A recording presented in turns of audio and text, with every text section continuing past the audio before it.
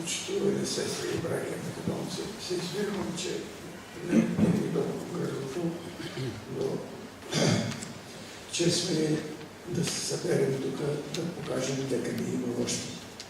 Нека македонството у нас не е сгаснато и никога няма да сгасне. Моя живот съм го посветил изцяло на нашата Македония и още от дете. Майка ми татко е лежал во Солонския затворбени куби 5 години затвор. Но татко му е убил 12 години пак за свободата на нашата Македония. И годините 46-7, тогава нашата Македония в България беше поне призната Пиринска, някаква автономия дадоха културна. Ние много се радувахме, много песни македонски и така натам.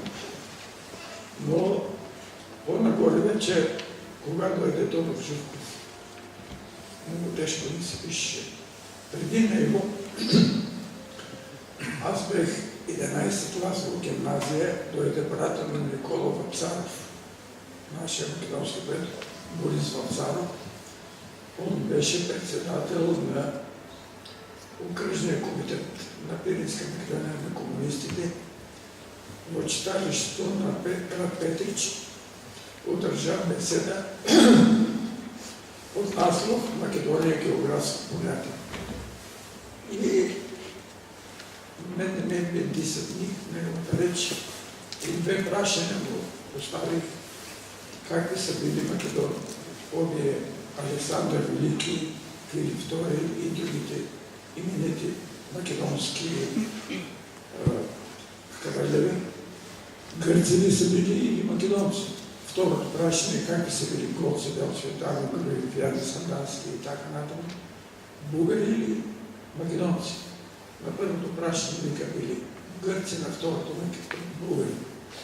Аз много се възнамерих, напуснах залата и за 2 вечери направих само една печат. Суръкът беше само един избор Македония.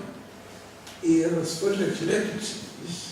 3 месеца мога да фанат което е, що ги правите летоци. Накрая ми открил и отлежах 18 дена в Благоевград от полиция, тормозен, но не ме осъдя. На следната година правих организация от 67 души, македонци се запиша лично, пак да се борим за обединяване на нашата Македония. 3 дела ние искахме и се си мислих, ако се съберем с връзка македонци, да преземеме.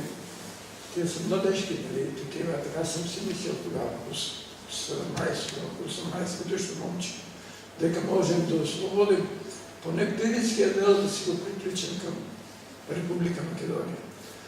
Но не било така, не задържа 113 дена в държавна безбедност в Благоевград, тормоз, друго, трето и осъдя 4 години затвор. След излизане от затвора,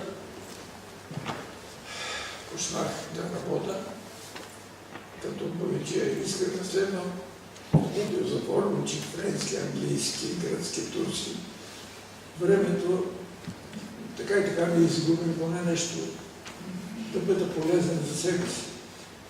И като си дойдох, иска да следвам френска филология, ама не ми разреши, бидейки комсомола, българските не трябва да дадат разрешение, дека може да следва. А аз бех неблагонадежен и не отрах. Не можах да следвам, само завърши строителен техникум в Благоевград в София и почнах като техник да работя.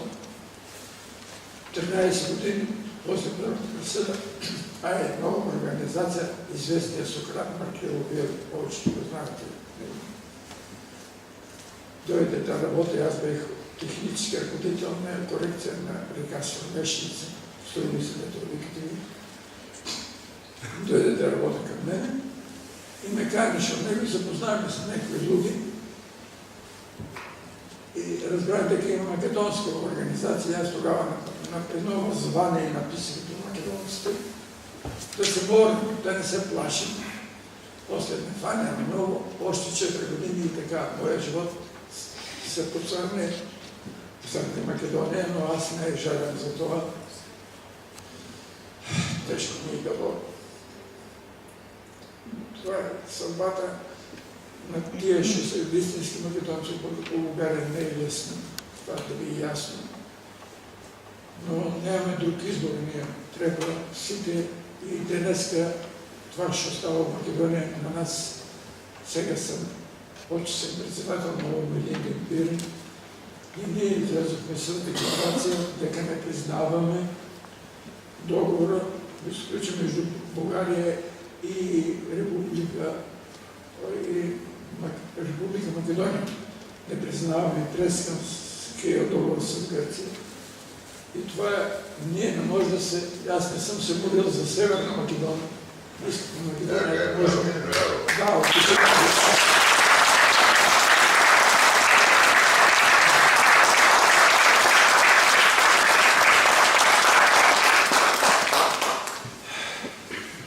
Тежко е, брат. Много тежко е, брат. Борбата продължава. Това е. Благодаря.